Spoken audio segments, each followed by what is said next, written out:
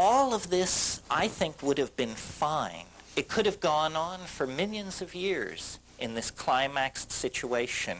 The orgies were lunar, meaning they probably occurred every 2 weeks or at most every 28 days. That means every 28 days, every member of this society was completely dissolving any psychic structures that may have arisen in the previous 28 days, and then everybody was just jumping on each other's bones in a big heap. And you can imagine the boundary dissolving impact that something like that would have. Why then, if it was so wonderful, didn't we just stick with it? Why the descent into, you know, the hell of Pee Wee Herman and Richard Nixon and all of this stuff? Well, the same culprit that created that happy story destroyed that happy scenario, and that is the continued drying up of the planet.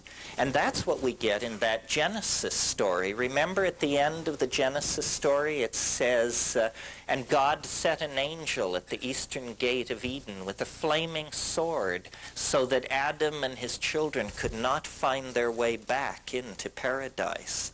That's a memory of the Saharan sun scorching off the African veldt and forcing those mushroom-using pastoralists to settle in the Nile Valley and set up permanent settlements and begin thinking about kingship, large-scale agricultural projects, and so forth and so on. And what happened, it was not as simple as that may have made it seem, you see. This is really the theme of this book that I wrote for Bantam, is the theme that cultures wear drugs like clothing, and they're never aware of it. They just feel naked without their particular drug. And the clothing may differ. You know, one culture feels fully dressed in penis sheaths and war paint. Another culture isn't fully dressed unless the gown is by Dior. So there are different styles of clothing, and there are different styles of mental clothing in the form of drugs, and these drugs promote different kinds of cultural values. And what happened in this African situation was a tragedy that in a way we have seen enacted in microcosm in our own society. It was that at a certain point everything was perfect. The monthly orgies, the suppression of ego, the group values, the recent invention of language was making food gathering easy for women. The abundant game was making hunting easy for men, so forth and so on. But this drying of the African continent didn't halt there. It continued, and pretty soon there were problems. Less game, less to be gathered, and most important for my theory, fewer mushrooms. And when there became fewer mushrooms, then there were two possibilities. You could have your mushroom orgies less frequently, or you could create some kind of technology for preserving the mushrooms so that when you found a lot of them, you could save some of them for dry spells, literally for dry spells. Now, the problem with this strategy is that in a world without refrigeration, the strategy which Aboriginal people in Australia, in the Amazon basin, the strategy which Aboriginal people tend toward when they want to preserve some delicate food is they invariably go for honey. Honey. This is why some of you may know that the Romans ate hummingbirds' tongues pickled in honey. It isn't because honey was the preferred medium for pickling hummingbirds' tongues. It was because that's a way of preserving delicate food. The problem with honey is honey itself can ferment into a psychoactive compound. Honey changes into mead. Mead is a form of crude alcohol. The impact on a goddess-worshipping, orgiastic, non-hierarchical, non-male dominant culture of switching over to the use of alcohol is absolutely devastating. In the same way that I told you what psilocybin did, improves visual acuity, promotes sexual activity, delivers a religious experience, we can talk about what alcohol does. It lowers sensitivity to social cueing at the same time that it gives an empowered sense of ego. In other words, it makes you into a jerk. It gives you the courage to say and do what, if you are a decent person, you would otherwise never say and never do. It turns each one of us into a Clarence Thomas. This is not what's needed. Boo, yes, no, who knows? Who is Clarence Thomas anyway? And time again in human history, these kinds of synergies have been enacted. Well, I want to say more about it. That isn't the whole story. That could be the whole story. I mean, there's enough in that for it to be the whole story. In other words, if it's true that the mushroom suppresses male dominance, if it in fact promotes communal values and so forth, then what a wonderful thing it must be, and we can leave it there. But that's only a small part of the story. The real story is what is so wonderful about it. Since it's a mental experience, what is so wonderful about it that it could halt the human tendency to devolve into these counterproductive forms and lifestyles? Well, what is so great about it is that it is nothing less than half of the intellectual universe.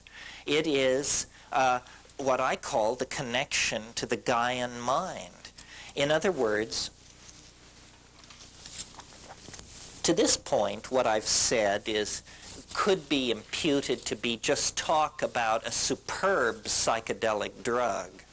And so they're saying, oh, well, so this guy advocates the use of a superb psychedelic drug. It seems reasonable or unreasonable, depending on where you went to church. But it's not that paradigm challenging.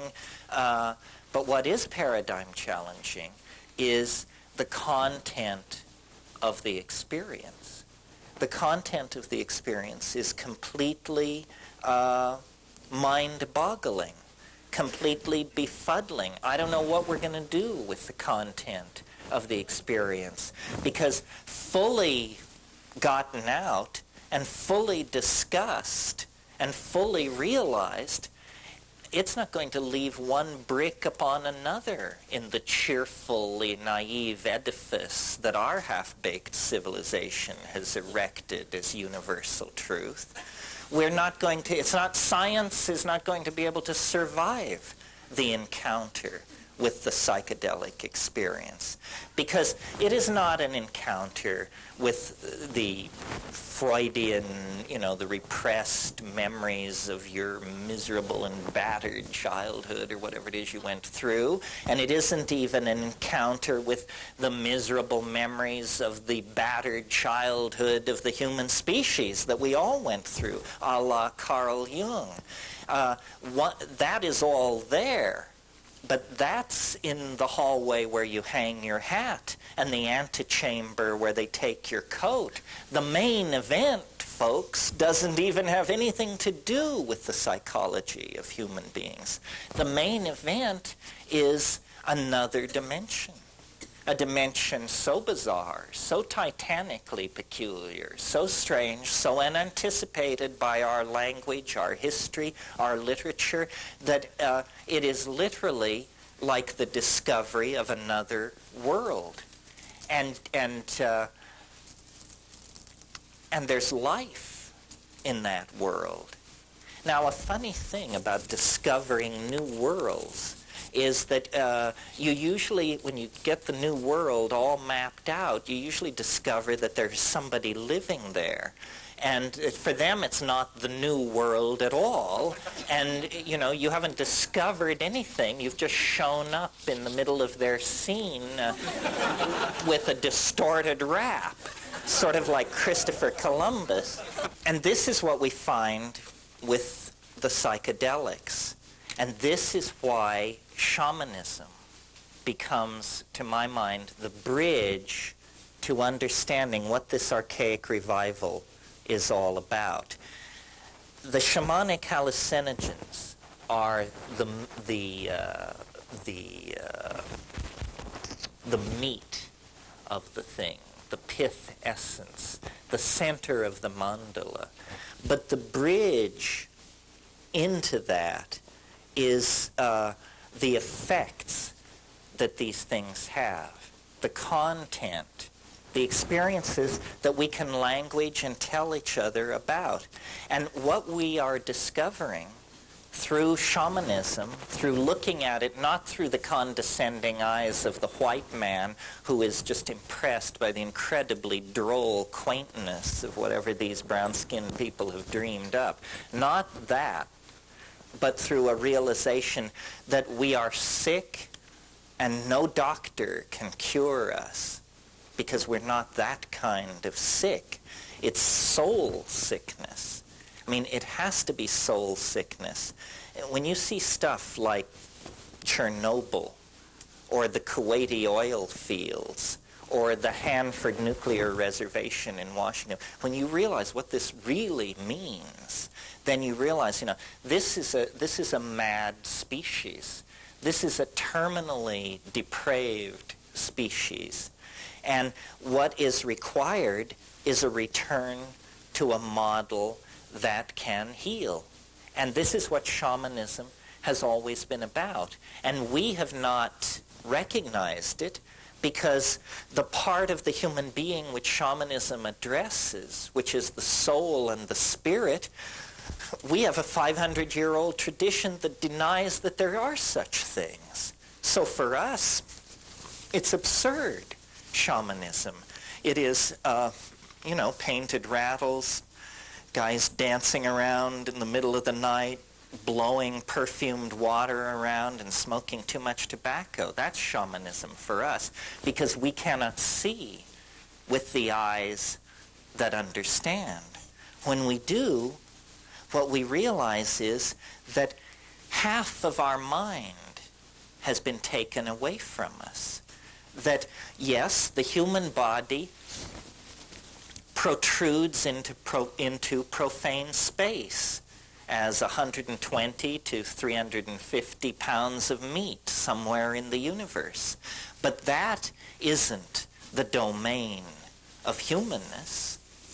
The true domain of humanness is inclusive of that and much, much more, because the true domain of humanness is a domain that honors the mind as self and as landscape.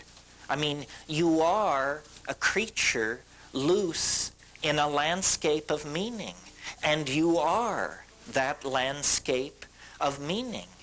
And by losing contact with this, we have become essentially pathological, very needy. This is a typical pattern in a person with an abused childhood. They become very, very needy, very thing-oriented, very security conscious, very anxious. This is a picture of us and our psychology. And we are so deep into the historical nightmare that we can't ever remember any other way of doing business. I mean, we know we're messed up. We know we're unhappy. But what's to be done, you know? I mean, we have a million minor fixes and people peddling all of these things. I mean, you've just been through the aisles. You know what I'm talking about. But somehow salvation itself becomes an impediment to salvation. I mean, once you see 500 forms of salvation being sold at prices you can't afford, the very notion of salvation becomes obscene. You know, it becomes one more layer in the obscene layering that takes meaning out of life and disempowers us and turns us into a subscription customer. That seems to be how we always are being forced to end up.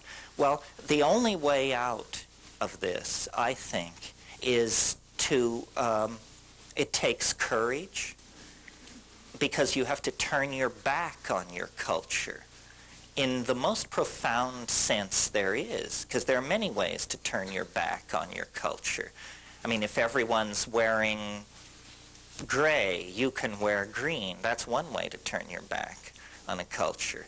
But another way is to break its laws. Now, that's a little more serious and, you know, brings in big philosophical issues. But in fact, the culture is an enormous arrow pointing, go this way. And you know what lies that way? Impoverishment, madness, degradation, and death. That's where the culture is pointing. You can see it. You can see it. Just look where we're headed. If everyone on earth aspires to the kind of lifestyle that you people can enjoy by virtue of having paid the money to be at a scene like this, there isn't enough glass, metal, and plastic in the planet to make that many Celicas and jaguars and bluebirds and snowbirds and all the rest of this crap. So what is needed is an awakening. Now, I mentioned earlier in this talk that in the 50s, before they interfered with LSD research, they were curing chronic alcoholism with a single 500 gamma dose of LSD. Well, now, for heaven's sake, nobody is suggesting that LSD is a cure for alcoholism. That, to me, is absurd. It's not a cure for alcoholism. It's a cure for stupidity. And a person who is killing themselves by drinking themselves to death takes 500 mics of LSD and says, what a stupid person I am. I'm killing myself. And so then they look at their behavior and they cease that behavior. And this is what has to be done on a societal scale. And it is not as difficult as we may wish to be assured by the establishment. The whole falderall and hoop-de-doo about the 1960s was that the crypto-fascist bullshit agenda was damn near overthrown by a bunch of 19 and 20-year-olds on campuses scattered around the high-tech world. The male-dominant agenda is so fragile that any competitor is felt as a deadly foe. And the fact that these ideas will not die, in spite of the fact that, you know, they've raised the price of an ounce of weed from $15 to $500. They've made the pinch for growing weed from a slap on the wrist to lose everything you ever owned or dreamed of owning. And they cannot push it into extinction. It's because it's so much older than their con game. They've invented their con game post-Sphinx or something, and we're talking about a reality that reaches back 15, 25, 30,000 years. And it's a reality, so far, I've only spoken, I keep trying to get to this subject, but I won't let myself for some reason. So far, I've spoken of it as boundary dissolving, promoting group sexual activity, this and that and the other thing. But those are like generalizations. What is really interesting about the psychedelic experience is it shows you a mental universe that you not only never suspected existed, but that you could not have suspected existed. I don't think there's another way to it. I mean, I'm not ready to categorically say there's no other way to it, and occasionally, especially at gatherings like this, people grab me and assure me there are other ways to it. And they say, you know, if you just, I want you to meet Babaji. He's as good as psilocybin. And, oh, really? I want to meet this man. because I mean, let me say a little bit more about this. I would like to believe that in principle you could get to these places on the natch. Only in principle, however, because if some people say, well, you know, these things you describe on DMT and psilocybin, I can show you how to do that naturally. No, thank you. Are you kidding?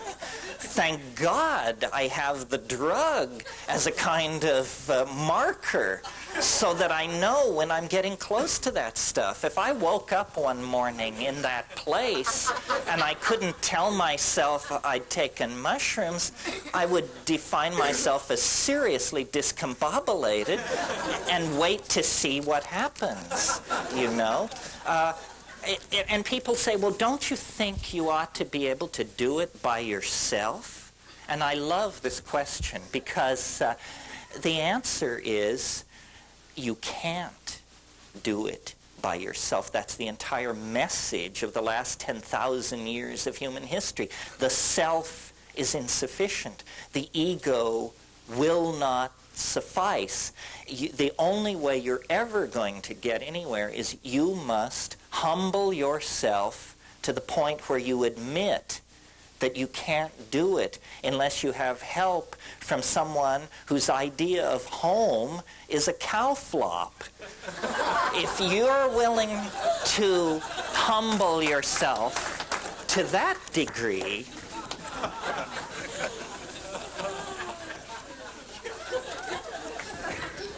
then maybe we can get somewhere. The content of the psychedelic experience is, I believe,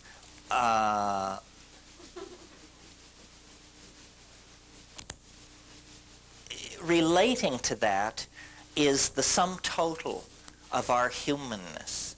And I think, based on experience, that there is a certain amount of leakage from the future backward into the past, and that many of the phenomena that are being interpreted as past lives and reincarnation and channeling and regression this and clairvoyant that, all this has to do with a misunderstanding about how causality actually works. That all of the impressions upon which people are building these models, channeling and spirit guides and reincarnation and so forth, the material upon which these models are being built is real, but the models that are being built are tremendous compressions of the reality of the situation. I mean, when someone tells me that they experienced a past life regression and that they were a butcher in 13th century Florence, I always think to myself, but you were a butcher in 13th century everywhere. and you were a butcher in 14th century everywhere. I mean, once the connection is opened, the connection is not particular. The connection is general. It is all reality is who you are. All reality is where you are and where you've been and where you will be.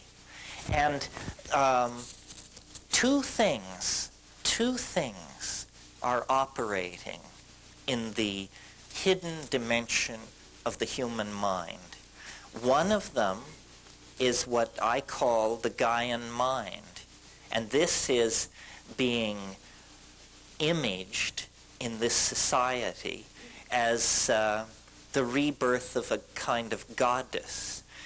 People are realizing on different levels and at different levels of sophistication that the energy of being can be imaged as a female entelechy, an enclosing, nurturing, caring, forgiving kind of entelechy. And this is what psychedelic shamanism has always been about. It's about a connection to the Gaian mind.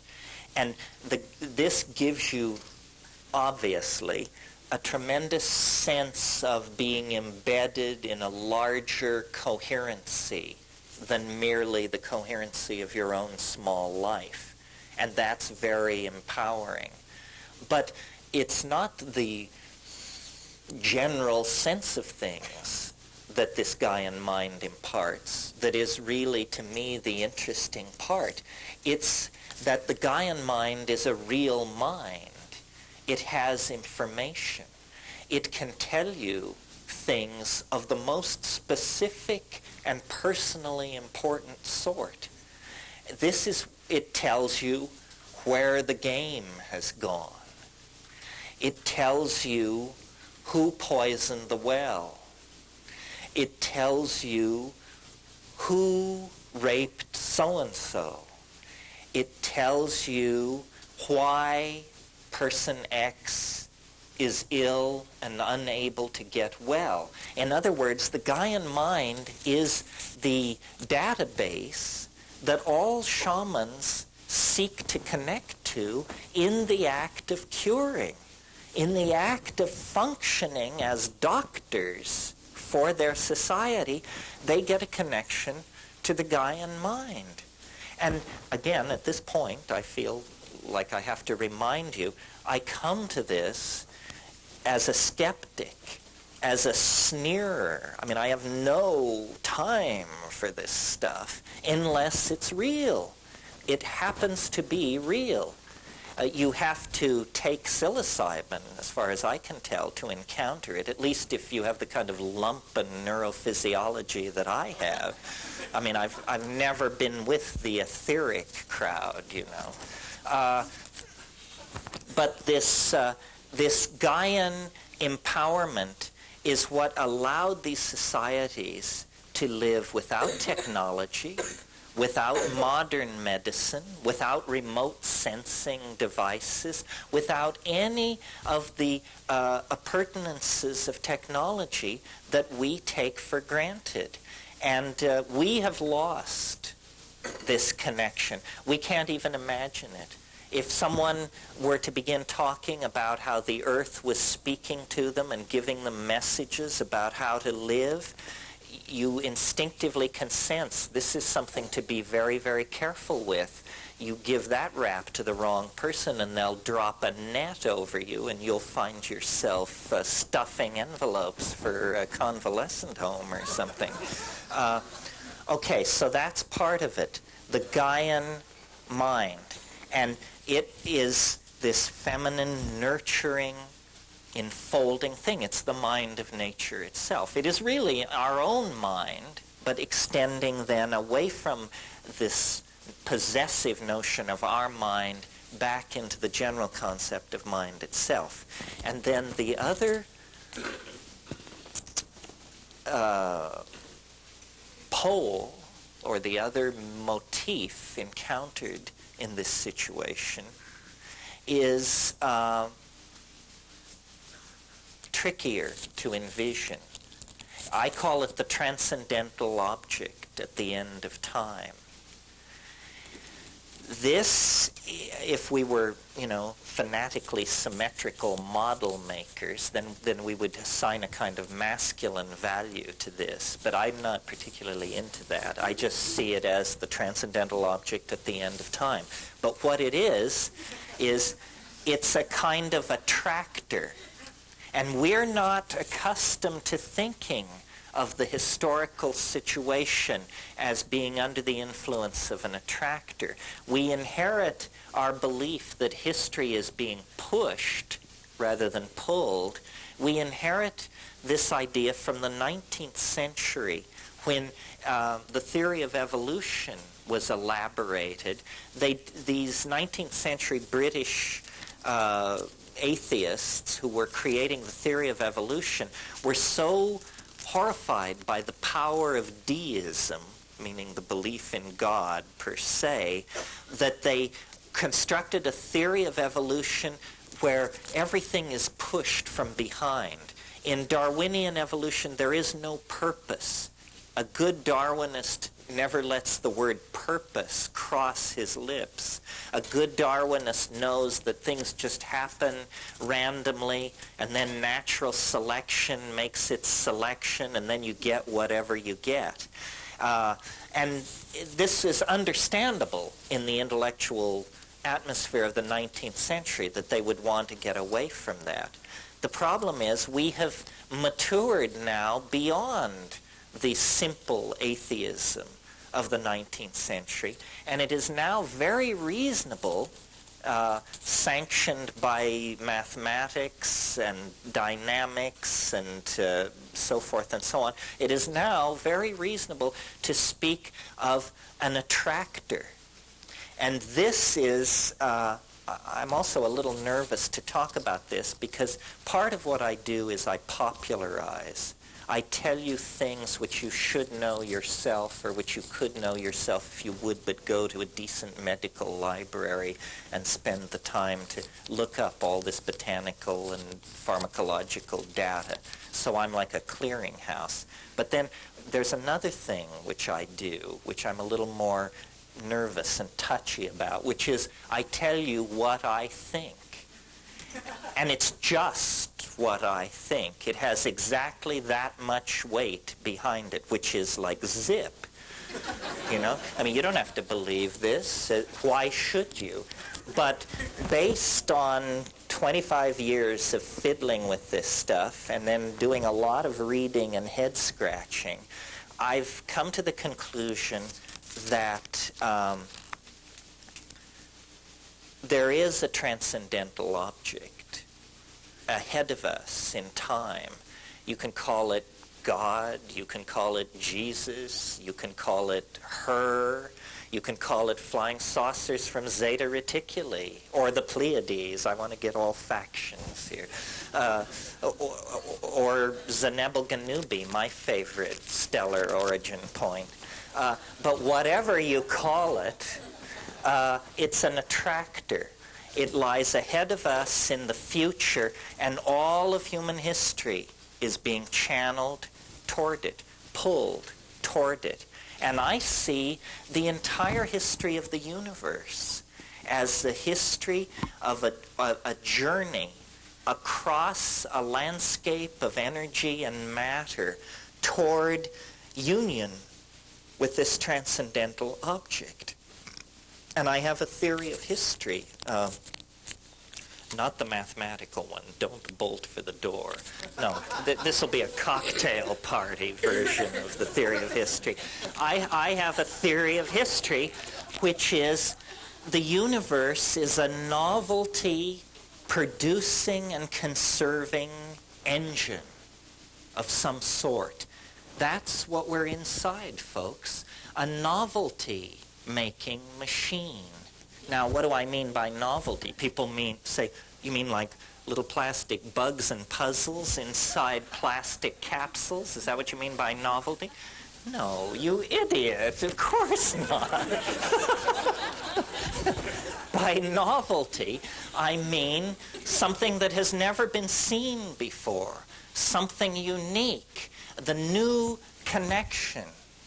I always think of the symbolist poet Lautréamont, who said, I am fascinated by the kind of beauty that arises when a bicycle meets a sewing machine on an operating table.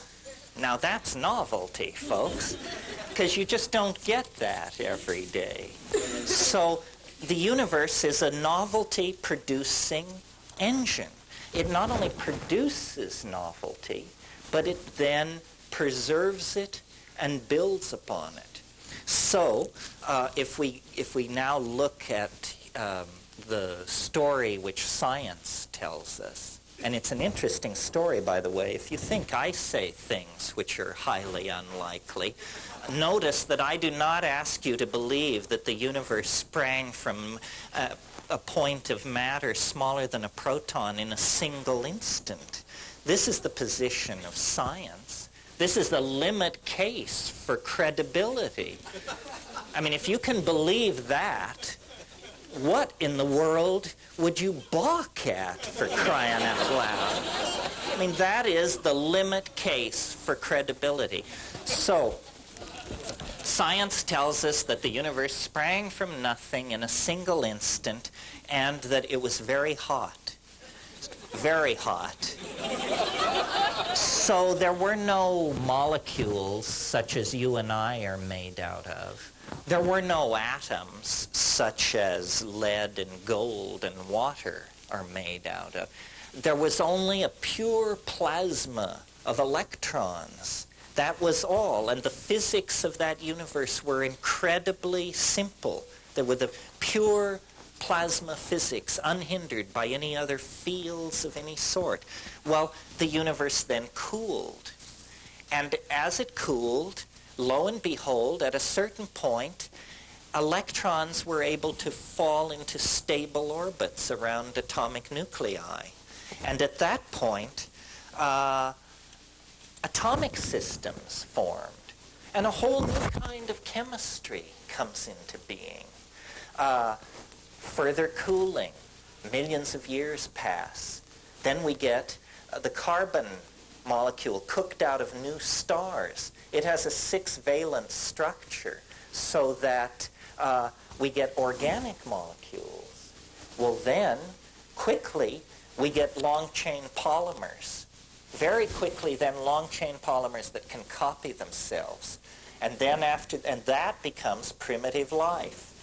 And at that point, you then get complex life. And then sexuality, meaning gene mixing, as opposed to the previous thing, which was vegetative, like making cuttings from plants. Well, do you see what's happening? At each successive stage, the previous level of complexity is not only retained, but used to build upon toward the next level of complexity.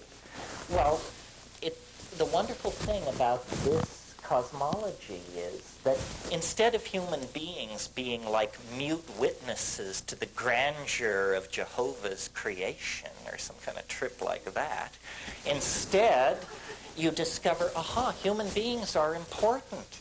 We are more novel than anything else in nature.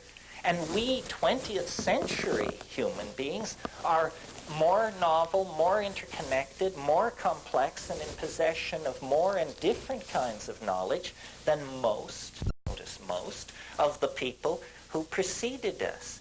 So this growing toward complexity seems to be what the universe is all about. Now, it doesn't go on for hundreds of millions of years into the future, because as you can see, each successive stage has proceeded more quickly than the stage before it. So now we are in what I call the short epochs. We are in periods of time where more change goes on in a 10-year period than went on in a million-year period near the birth of the universe. We are living in the complex novel end of things. And that complexity and that novelty, which we experience as tremendous stress in our lives, ushers into the transcendental object at the end of time, not that far in the future. And we, as psychedelic people, have an obligation upon ourselves to anticipate and to help realize this future. It is upon us. Every messiah, every religious ontology, every manager of every booth at this exhibit is reflecting a distorted scintilla of the spiritual reality of the transcendental object at the end of time. Every one of us is a particularized and distorted image of this transcendental object into which we are being dissolved, into which global culture is being dissolved. So,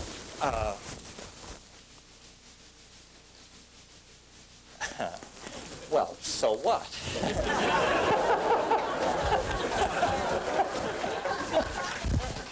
So we can cut into this cycle at any point. We can become aware of it. We can become part of it. We can deny it. There is no loss in the circuit. There is no blame. Becoming, then, what psychedelic means is it means claiming this dimension as your own. You know, Plato said time is the moving image of eternity. That moving image of eternity can be beheld in the silent darkness of the mind on 5 grams of psilocybin. And if you think the universe is mundane, if you think there are no more frontiers to cross, no more adventures to be had, I'm telling you, you can turn your living room into the bridge of Magellan's ship on a long Saturday evening with 5 grams of psilocybin in silent darkness. We are living in the most empowering age in human history because all of the energy of the ancestors, not only the human ancestors, but our animal, our primate ancestors, all of that energy pours into, is focused into this moment. We are the transition generation. We have 1 foot in matter and 1 foot in hyperspace. And we can redeem the trust of thousands of years. All of the horror of history can be redeemed if we don't drop the ball. Every pogrom, every instance of racial, sexual, or minority persecution can be redeemed if we give the human adventure meaning. And we give it meaning by discovering the totality within ourselves and then exemplifying it for each other. And this dissolves boundaries, empowers the weak, enlightens the strong, and brings hope to all. And it can only be done if we accept the gifts which nature has offered us. Thank you very, very much.